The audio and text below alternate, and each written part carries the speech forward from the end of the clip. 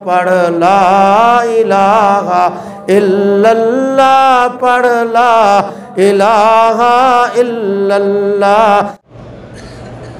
مسجد عائشہ نے عمرے کا احرام باندھا، طواف کے دوسرے چکر میں یاد آیا کہ اجتماع نہیں کیا، بہرحال دوبارہ نیت کر کے اجتماع کیا، 7 چکر کے ٹھیک ہو گیا۔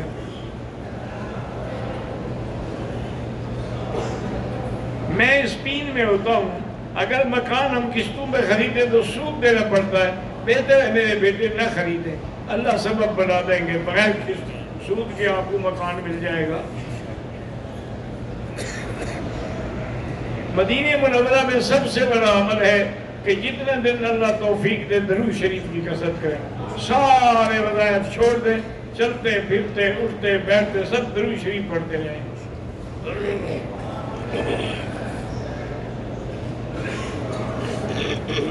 کہتے ہیں جی ابھی تو گھڑی کا دور ہے، ہمیں پتہ لگ جاتا ہے، پہلے زمانے میں جب گھڑیاں نہیں تھی وہ لکڑی لگا دیتے تھے، سائے سے پتہ کر دیتے تھے۔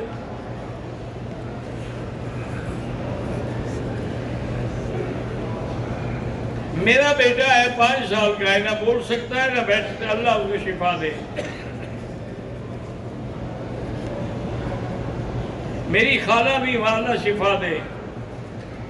حافظ محمد عمر مشکلات میں ہیں، حسبنا اللہ و نعم الوکیل پڑھے۔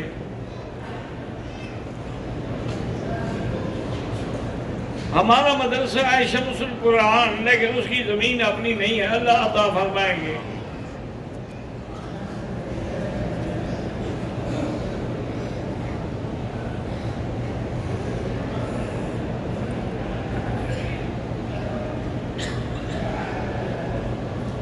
بھئی یہ مجھے نہیں پتا کہ مولانا سعید کاندیلوی کو کس نے گمراہی کا فتویٰ دیا ہے اور کیا وجہ تھی گمراہی، میں پتہ ہی نہیں تو میں کیا بتا سکتا۔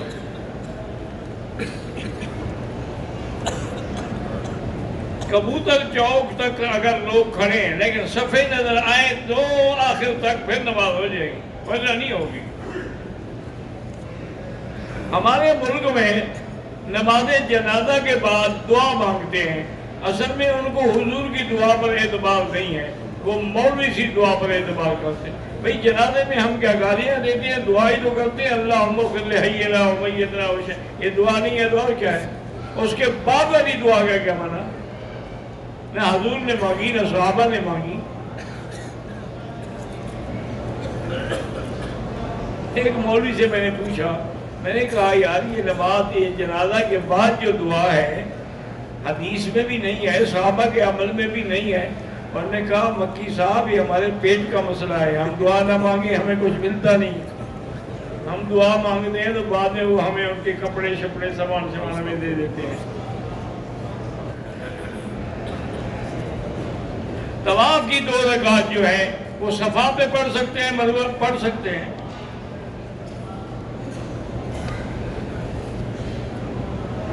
میرے بہن کے 10 بیٹیاں ہیں، اللہ اس کو اولاد نرینہ بھی عطا فرمائے۔